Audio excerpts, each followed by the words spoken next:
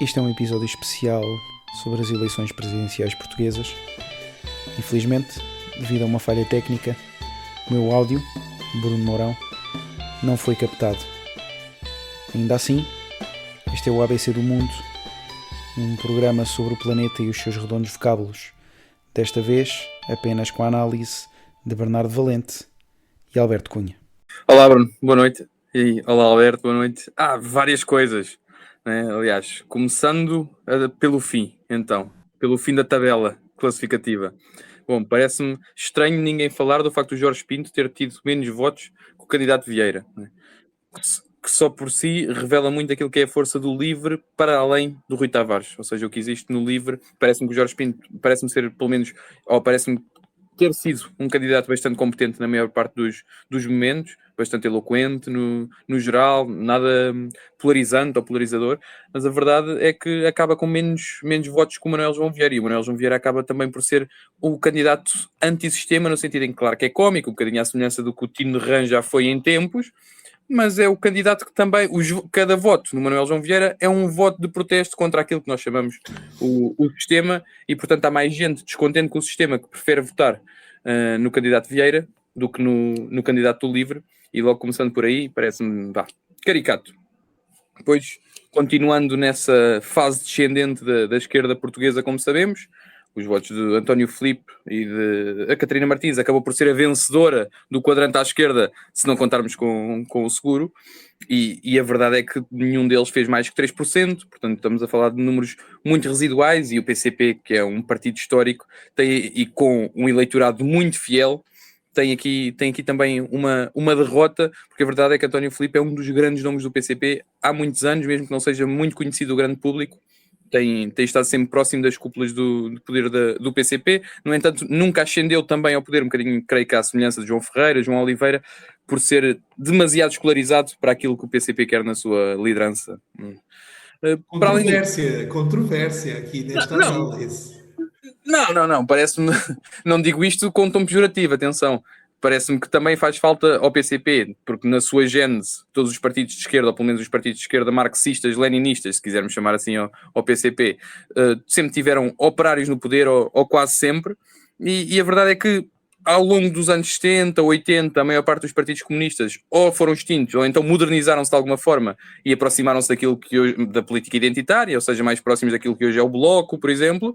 E o PCP português, portanto, não, o Partido Comunista Português, não decidiu fazer, e está tudo bem, é uma escolha que agora terão também que lidar com as consequências disso. Não estou a dizer que o Paulo Raimundo é pior líder do que seria o João Ferreira, por exemplo, mas a verdade é que são estilos de liderança diferentes e apelam a eleitorados diferentes, e acho que o PCP também terá que fazer essa análise, se correndo o risco de, não o fazendo, cair para os 1% de votos, portanto cair para perto do candidato Vieira, que também não me parece que seja o objetivo deles. Depois, olhando para os 5 primeiros, as 5 principais figuras, bom, parece-me que, independentemente da última semana desastrosa de Coutinho Figueiredo, parece-me que há muita coisa a aprender com a candidatura dele, principalmente a nível de apelo nas redes sociais aos jovens. É uma campanha nos mídias, ou seja, uma campanha principalmente no digital, extraordinária, e depois, na última semana, umas coisas por culpa direta dele, outras coisas que veremos em breve se são culpa direta dele ou não, que pronto, acabaram por prejudicá-lo certamente, e também catapultaram André Ventura para a segunda volta, e também acabaram, acho eu, parece-me a mim, por reforçar um bocadinho o eleitorado do próprio seguro. O Marcos Mendes, bom, confesso que, independentemente também daqueles casos que foram surgindo ao longo da campanha, é com alguma tristeza que vejo o Marcos Mendes a cair para 5º lugar, porque falamos de alguém que está na sociedade civil ou na praça com muita exposição há muitos anos. Tudo isso dá trabalho, tudo isso gera stress, portanto é um trabalho feito durante, pelo menos no comentariado, nos últimos 10 anos, que se percebeu que não surtiu efeito absolutamente nenhum, até se calhar foi negativo para a sua imagem, e imagino que a frustração seja imensa desse lado. E para terminar, bom, Gouveia e Mel, acho que também percebemos rapidamente, apesar de há 3 meses estar à frente das sondagens, ou há 4 meses estar à frente das sondagens, percebemos rapidamente que eu até simpatizo com ele, sou sincero, mas por ter ali alguma dificuldade no discurso, que seria difícil cativar algum eleitorado que não tivesse já cativo naquele início, naquelas sondagens iniciais. E António José Seguro acabou por perceber que a política é um bocadinho como a vida, não é? Às vezes mais vale estar calado, mais vale não fazer muito barulho, tentar ser o menos controverso possível, e foi esta a aposta dele, foi pouco controverso, com esta ideia de que é um presidente que, apesar de vir da esquerda, apesar de vir do Partido Socialista, também namora ali um bocadinho, flerta ali um bocadinho com a direita, com o centro-direita, e acho que agora restam poucas dúvidas que será o próximo Presidente da República, e é uma lição também, ao contrário do Coutinho de Figueiredo, que foi bastante vocal e apareceu em todo o lado durante a campanha. O Seguro acabou por fazer uma campanha muito mais discreta, no entanto, com passos muito sólidos, muito no terreno, muito na política de proximidade, que foi uma coisa que também faltou ao Coutinho, muito no terreno, e a verdade é que beneficiou de não ter grandes telhados de vidro e beneficiou também, creio eu, de se ter afastado do sistema durante 10 anos, que não permite que tenhamos grande memória de controvérsias ou problemas com António José Seguro. Sim, vou tecer algumas considerações sobre a eleição presidencial, mas depois queria também começar a falar um bocadinho do que é que se perspectiva para o futuro da esquerda e da direita em Portugal. Acho que eu sou um bocadinho mais positivo em relação à campanha do António José Seguro do que o Bernardo Valente. Acho que foi uma boa campanha, foi o único candidato dos 5 principais que não fez nenhum erro. Acho também que, para lá de qualquer simpatia ou falta de simpatia ideológica, num período histórico no Ocidente em que cada vez mais criticamos, e na minha opinião com razão, que dá-se mais tempo de antena ou dá-se mais votos a quem grita mais alto, e portanto quase separando a qualidade do que é o político candidato do que é o político competente, eu acho que António José Seguro é uma exceção a essa regra. Claro que foi a própria dinâmica da eleição que assim levou, mas há uma capacidade de competência pessoal. Concordo com o Bernardo num ponto, o António José Seguro, o PS de António José Seguro não é o PS de António Costa, e nunca foi. Além das grandes diferenças de personalidade, o PS de António José Seguro é um PS que facilmente consegue falar com o centro sem deixar de ser a esquerda. E, aliás, depois vou falar da esquerda e da direita no futuro. Acho que é um possível caminho futuro para o PS voltar a eventualmente ser um partido de poder. O segundo ponto que é preciso dizer é que toda a gente sabia que Marcos Mendes ia acabar mal, mas isto foi uma humilhação. Não podemos ter medo das palavras. O candidato do governo, e atenção, não é o candidato do governo que o governo diz que apoia, mas não vai lá. Não. O governo mobilizou-se na campanha e ele fica em 5º lugar com, basicamente, um terço da votação que o PSD teve nas eleições legislativas há menos de um ano. É um resultado desastroso. Eu não me lembro de um resultado tão desastroso para um partido do sistema, e acho que isto também nos diz um pouco sobre o futuro da direita. Eu estava à espera de mais de votação no Gouveia e Melo. Eu vou dizer algo que acho que estou na minoria. Eu acho que ele não fez uma má campanha. Não sei porquê. Fiquei com mais simpatia por ele após a campanha do que antes. Talvez por não conhecesse. Eu estava à espera de um bocadinho mais de votação. Acho que simplesmente foi ele fez ali uma atitude um bocado kamikaze no último debate com o Marcos Mendes, que na minha opinião é um dos motivos pelos quais aquela questão do facilitador de negócios é um dos motivos que explica a votação tão expressiva em António José Seguro, apesar além das qualidades que eu já referi, e depois acabou por também não beneficiar nada de fazer essa situação kamikaze. Acho também que, e este era o último ponto que eu queria fazer sobre os candidatos, antes de falar do futuro do leque partidário, acho que não foi nunca explicado por ele, ou seja, a campanha dele tinha várias pessoas ligadas à esquerda, à direita, ao centro, a todo lado. Isso não é mau, mas a campanha nunca conseguiu explicar o que é que unia essas pessoas. Porquê é que estão estas pessoas de quadrantes tão diferentes a apoiar este senhor? Além da questão pessoal, o que há de programático? Isso nunca foi muito bem explicado. A sensação que dava é que ele às vezes mandava um dia estava a fazer campanha para um eleitorado de centro-direita, outro um eleitorado de centro-esquerda, e a certa altura ele não se conseguiu definir. E tu é possível ultrapassar as clivagens de esquerda-direita se tiveres um certo tema forte a que te agarrar. Por exemplo, eu não sou de esquerda nem de direita, mas sou o candidato da saúde, eu sou o candidato do proteccionismo, eu sou o candidato da Europa, mas nunca se percebeu exatamente o que é que ele era. Bem, falar sobre o leque partidário português, acho que o Bernardo fez alguns pontos importantes. Eu devo dizer que no caso específico do LIVRE, além da questão do Rui Tavares, ele matou a candidatura dele naquele debate, é a minha opinião, eu subscrevo exatamente aquilo que o Bruno Mourão disse. Acho que o PCP vai ser um partido autárquico, a partir de agora. Acho que é o futuro do PCP, vai ser um partido autárquico, embora eu responder aqui à pergunta que o Bernardo Valente fez, retórica, sim, eu acho que o João Ferreira teria sido um líder muito melhor do que o Paulo Raimundo, e acho que foi um erro do partido numa altura muito complicada para eles. Acho que é interessante que o PS vem da pior derrota da sua história, mas eu acho que no leque partidário dos próximos anos o espaço potencial do PS é maior do que o PSD. Porquê é que eu digo isto? Porque a direita provavelmente somada hoje em dia tem mais votos do que a esquerda, não sabemos se isso vai continuar, mas a questão é que à direita, a Iniciativa Liberal e o Chega são dois partidos, principalmente o Chega, mas também a Iniciativa Liberal, são dois partidos que já mostraram que estão para ficar e estão fortes. Ou seja, o espaço potencial para reconstituir a coligação do PSD está impossibilitado. A coligação do PSD tinha malta de centro, tinha um bocado da democracia cristã, um bocado dos liberais e um bocado das pessoas mais à direita. Ora, estes dois grupos não vão voltar ao PSD tão cedo. Não vão. Mesmo que haja uma figura aglutinadora, enquanto que o PS, por exemplo, com alguém na linha de António José Seguro, consegue disputar o centro, mas tem à sua esquerda partidos que estão muito fragilizados.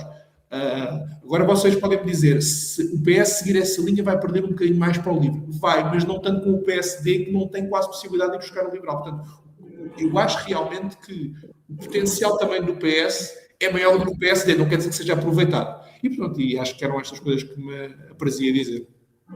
Sim, tocando nesses dois pontos, nesse ponto que fazes, Bruno, e no ponto do Alberto relativamente a esta ideia de a esquerda também poder ter mais espaço para explorar do que os partidos à direita, ou do que pelo menos o PSD à direita, parece-me que há aqui um fator que nós estamos a ter em consideração e que é importante nesta equação da sobrevivência política, por exemplo, da Iniciativa Liberal, não declarar um apoio claro ao seguro. Bom, a mim parece-me que se estabelecêssemos agora um diagrama de Venn, ou um eleitor médio, o eleitor médio estaria no diagrama de Venn ali algures entre a Iniciativa Liberal, o PSD e o Chega. Portanto, o espaço à esquerda, apesar de não estar tão preenchido a nível partidário, o eleitor médio distanciou-se bastante neste momento desse espaço. Neste momento, claro, neste momento. E a verdade é que se falamos de alguém que possa ocupar dentro do PS esse espaço central, bom, seria também José Luís Carneiro. Porque José Luís Carneiro, principalmente em comparação com António Costa, com Pedro Nuno Santos, é um líder muito mais ao centro. O problema é que, como vimos, António José Seguro também é esse líder, e a verdade é que teve 30 e tal %, portanto, claramente fez uma campanha bem sucedida nessa ideia de ir buscar o voto do centro esse que já não é um centro do espectro político português neste momento, segundo esta ideia. É porque o centro está muito mais à direita neste momento do que estaria em condições normais ou do que esteve pelo menos nos últimos 50 anos. E a verdade é que o próprio Carneiro não tem um apoio declarado ao seguro. Há um apoio do PS, sim, é verdade, mas todo o apoio depois da máquina partidária do PS é um bocadinho titubeante relativamente ao seguro. Imagino por guerrilhas internas que se sabe e que são conhecidas também pela forma como António José Seguro saiu, como Costa de alguma forma usurpou o poder, não usurpando, usando mecanismos legítimos, mas acabou por subir ao poder e o Seguro acabou por abandonar, e eu acho que isso causou feridas ali dentro também do Partido Socialista, que ainda não estão totalmente curadas, e isso acaba por se refletir, por ser sintomático um bocadinho da reação do PS a este candidato de esquerda, que é uma esquerda centrista, e que nisto eu concordo com o Alberto, porque o eleitor médio neste momento está tão à direita do que estava há 5, 10 anos atrás. O PS tem de ir buscar esse espaço. Tudo o que seja o PS colocar-se mais à esquerda, polarizar, deixa de ser canibalismo, passa a ser autofagia. Portanto, parece-me que a ideia será sempre ir puxar para a direita para se afastarem de um truque retórico que André Ventura tem usado vezes sem conta, que é o PS da esquerdalhada, dos socialistas, que são todos iguais. E, portanto, o PS, se quer adaptar ao eleitorado e ao país que tem neste momento, terá que sempre ir buscar à direita, puxar mais para o centro, e nisso concordo plenamente. Relativamente àquilo que me estavas a perguntar dos apoios, parece-me que André Ventura, o Chega, mas André Ventura principalmente, é hoje em dia a grande figura da política portuguesa, ou nos últimos anos, a grande figura da política portuguesa. Não acho que seja o líder unânime da direita, como ele clamou agora na eleição, mas parece-me que há a possibilidade dele um dia vir a ser, de facto, o líder da direita. Depois, que direita será essa? Será uma direita com o André Ventura moderado, ou será uma direita com a Iniciativa Liberal e o PSD radicalizados? Isso aí serão outras questões. No entanto, parece-me que os partidos à direita sabem que, neste momento, hostilizar André Ventura, hostilizar o Chega, trará consequências parlamentares, inclusive. Acho que também não podemos, fazendo aqui o disclaimer, não podemos tirar grandes conclusões partidárias e de legislativas, tendo em conta estas eleições, porque foram bastante fragmentadas, bastante sui generis, cheias de casos e casinhos. Gouveia e Mel também teve ali com muito eleitorado e não estará numa eleição legislativa. No entanto, parece-me que esta é a ideia, que é a Iniciativa Liberal não quer hostilizar Ventura, o próprio PSD não quer hostilizar Ventura, porque sabe que, principalmente alguns quadrantes do PSD, que de vez em quando, principalmente no pacote laboral, saíram à rua, ou pelo menos foram mais vocais do que costumam ser, que irão precisar desse apoio de André Ventura para passar alguns dos diplomas, e que o Chega, neste momento, se achávamos que era um partido esporádico que vinha e que acabaria, já percebemos que não acabará assim de forma tão rápida. André Ventura vai se consolidar naquele espaço político. É um espaço político que existe neste momento e é um espaço político que se irá consolidar e cristalizar assim como está, ou seja, não é o espaço político do fascismo, é o espaço político de uma direita radical que continuará ali como estão em quase todos os países europeus. E, portanto, a direita agora, se quiser, um bocadinho à semelhança do PS, a direita, se quiser ir buscar o eleitorado que tem fugido para o Chega, não pode hostilizar o Chega, porque André Ventura, e estas eleições são a prova disso, continua em crescendo. E portanto, parece-me que é por isso que não há um apoio declarado. No entanto, também acho que se está a cair aqui num erro, que é olhar para esta eleição ou para esta segunda volta como o fascista contra o democrata. Acho que isso já não pega. Eu acho que isso já não pega. Acho que isso já não pega, sinceramente. Exato. Mas continua a haver com alguma preocupação esta ideia de que vamos votar todos no democrata porque o outro é fascista. Acho que se perde aqui alguma nuance também do discurso político e acaba por... Pronto, André Ventura, claro que tem as suas próprias ideias sobre a Constituição e tudo mais, mas se continuarmos a olhar, todos os democratas, se continuarem a olhar para André Ventura como o Voldemort, a figura que vem trazer aqui o fascismo e implementar o fascismo em Portugal, corremos o risco de estar sempre a eleger pessoas, não porque queremos ou porque achamos que é o político mais competente, mas sempre em antítese, sempre em oposição a André Ventura. Pronto, só o último ponto para passar, que estou a falar há demasiado tempo, só para dizer uma coisa, que é, acho que nestas eleições, pela primeira vez, para mim, e isto é uma opinião muito pessoal, para mim foi bastante claro o impacto que sondagens e aqueles votómetros começam a ter na política. E se não fosse aquele tracking poll da CNN, não sei até que ponto é que o Seguro teria este crescimento tão grande nas últimas 2 semanas de campanha. Queria só dizer algo sobre o Chega, como não. Concordo com aquilo que foi dito. Eu acho que o PS, como partido de poder, teve uma grande ameaça. Agora vou ser nerd histórico, a minha função favorita neste podcast. O PS teve um grande inimigo que afetou a sua sobrevivência como partido de poder, que foi o PRD.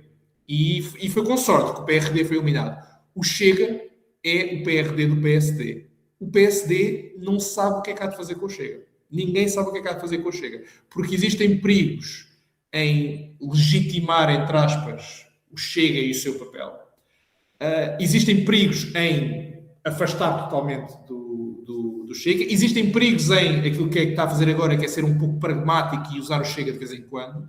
E mais do que questões de politiquice, e eu concordo em absoluto com o que o Bernardo Valente disse, eu acho que o André Ventura é o político mais talentoso dos últimos 10 anos em Portugal. Acho que existe algo, mas já vou falar dos problemas do Chega, e acho que há 2 problemas que o Chega tem que são muito importantes. Acho que, mesmo a história de vida do Ventura, um dos grandes problemas do PSD, na minha opinião, isto é uma opinião pessoal, é que é um partido, e isso está a ver com a reforma laboral, cada vez mais desligado do país real. Do país real, nomeadamente do país abaixo de certo nível socioeconómico. Ora, o André Ventura, não o Chega, o André Ventura, até pela sua própria história de vida, nasceu nos subúrbios de Lisboa, tem uma história interessante. O André Ventura tem uma história interessante. Ele consegue capturar esse eleitorado do povo, para sermos mais mais corriqueiros, de uma forma que o PSD não consegue. E é um grande problema, porque eu acho que a IEL é um problema que é perfeitamente aceitável para o PSD, porque é um eleitorado ideológico que terá sempre um limite, é um eleitorado muito urbano e pronto. Acho que esse é um problema controlável. O problema é o Chega. Agora, o Chega tem dois grandes problemas. Para mim, o principal problema do Chega é a total incapacidade de desenvolver quadros qualificados em termos políticos, além do André Ventura e pouquíssimos mais. Acho que se viu principalmente nas eleições autárquicas. Eu não quero entrar aqui em caricatura, mas, quer dizer, os candidatos autárquicos que o Chega tem e também alguns deputados não estão simplesmente, esquecendo a questão das ideologias, não estão ao nível de um partido que tem consistentemente mais de quase 1,5 milhão de votos dos portugueses. Acho que esse é um grande problema do Chega. E acho também que o Chega, e esse é o segundo grande problema do Chega, é um problema que afeta muitos partidos como o Chega, que é, quando tu começas a desenvolver e cresces muito rapidamente como um partido de protesto, a transição de partido de protesto para partido de potencial poder é extraordinariamente difícil. Porque são coisas completamente diferentes. Há muito poucos partidos que conseguiram fazer. A Frente Nacional em França é um exemplo de um partido que conseguiu fazer isso. Porque ainda não chegaram ao poder, mas neste momento são um partido de poder. Mas fizeram isso é importante dizer. A Frente Nacional fez isso, demorou 3 gerações a fazer isso e tiveram que basicamente expulsar a geração do partido de protesto e de diabolizar, é um termo que aliás ficou famoso em França, durante 20 anos para conseguirem passar um partido de poder. Ora, o Chega está demasiado agarrado a um líder que é um líder do partido de protesto. Como é que tu agora transformas isto num partido de poder? Eu acho que estes dois problemas são os pontos fracos do Chega, mas para o PSD, saber o que fazer com o Chega, qualquer líder futuro do PSD vai ter que saber o que é que vai fazer com o Chega. Isto é um problema que não vai desaparecer. E concluo com isto. O PRD, sorte do PS e habilidade maquiavélica do Mário Soares como Presidente da República, essa é outra história para outro dia, que matou o governo Vítor Constâncio em 87, de coligação PRD-PS-PCP, matou o PRD, mas o Chega não está a ser matado tão facilmente. Bem, antes de mais, acho que é difícil que Ventura seja eleito. É muito difícil, se não impossível, que Ventura seja eleito, e antes 3 seguros que 3 Salazares, não é? Agora, a verdade é que parece-me... Eu aqui não sei se concordo totalmente com o Alberto, no sentido... Claro que há estas 2 de crescimento, mas eu não sei até que ponto é que, pelo menos de quadros de cúpula de poder, os Chega já não os têm. E não os têm bem definidos e com muita exposição mediática todos os dias. Eu discordo de ti. Nesse ponto discordamos. Acho que não... Parece-me que o Chega tem essas 2 de crescimento, principalmente a nível autárquico, que é muito claro, é muito evidente. Bom, apesar de ganharem 3 autarquias, no entanto, parece-me que isso é bastante óbvio. Mas também, um governo de sombra não é a mesma coisa que um governo. E sabendo do que aconteceu, por exemplo, com alguns eurodeputados que já foram deputados do PSD e que transitaram para o Chega e agora são eurodeputados do Chega, e aliás que estão ligados à academia, acho que um dia, se chegarem a ser governo, ou se André Ventura chegar a primeiro-ministro, os convites que endereçar a pessoas que estejam ali à direita do PSD, ou daqueles quadrantes mais à direita do PSD, ainda um bocadinho reminiscentes daquilo que era a ala do Sá Carneiro, quando o PSD estava dividido, parece-me que não terão grandes reticências em assumir uma posição no governo de André Ventura, caso André Ventura, obviamente, se modere um bocadinho, principalmente no plano retórico e discursivo. Agora, o que estava a dizer relativamente a esta ideia que o Alberto disse que não concordava, é que eu, honestamente, se olhar para os últimos 2 anos, consigo identificar claramente 6 ou 7 pessoas do Chega que estão permanentemente em todas as televisões e que estão permanentemente no espaço público, e não consigo fazer o mesmo nem para o PS, nem para o PSD, nem para a Iniciativa Liberal. Falar da qualidade potencial dos quadros para eventualmente integrarem um governo, não é? Porque não é uma questão de exposição, é uma questão de quadros, mas... Porque eu realmente é isso. Eu acho que falta credibilidade, mesmo eleitores de direita, falta credibilidade em ver aquele movimento como um detentor do poder. Pronto, eu já agora queria ser sintético e responder à pergunta do Bruno. Eu acho que ele não vai ganhar. Agora, acho que se o Ventura conseguisse 40%, isso seria, acho eu, o resultado ideal para o Chega e para o Ventura. porque a partir do momento em que ele tem 40% ou perto de 40%, estamos a falar de um eleitorado que não é, entre aspas, dele, mas é um eleitorado que ele pode alcançar. Eu, se tivesse que prever, é muito difícil fazer cenários, eu acho que ele não vai chegar a mais de 35%, mas se ele conseguir 40%, acho que seria o ideal, porque ele não quer ser Presidente da República, aliás, foi claro na campanha eleitoral que ele não quer ser Presidente da República, mas acho que isso aí seria a meta dele. E já agora, aqui fazer um bocadinho de futurologia, o que eu acho que o Luís Montenegro vai fazer nas próximas 3 semanas é falar o menos possível. Acho que é o que ele vai fazer. Claro. Era esta ideia de que o André Ventura também me parece, a mim, pelo menos para mim, não chegará aos 35. Creio que ficará ali pelos 30, no entanto, mostra que existe alguma unanimidade, ou pelo menos uma união maior à direita, ou uma credibilidade maior de André Ventura, porque acho que André Ventura vai conseguir ir buscar eleitorado que votou em Marcos Mendes, vai conseguir buscar eleitorado que votou em Coutinho Figueiredo e vai conseguir buscar eleitorado que votou em Gouveia e Melo. E estamos a falar de 3 tipos de eleitorados.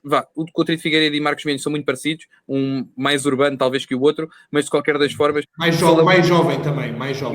Exato. Mas falamos de 3 eleitorados diferentes e com alguma flutuação ou com alguma transição direta agora na segunda volta para André Ventura e que não votarão mais ao centro em seguro. E isso, mais uma vez, exemplifica também aquela ideia de que o eleitor médio está muito mais à direita do que estava, por exemplo, no pré-geringonça. Acho que a geringonça aqui, ou pelo menos as maiorias absolutas do Costa, são aqui o momento de viragem do eleitorado português. Bruno, só um último ponto. É que eu acho que o verdadeiro objetivo de Ventura é destruir o PSD.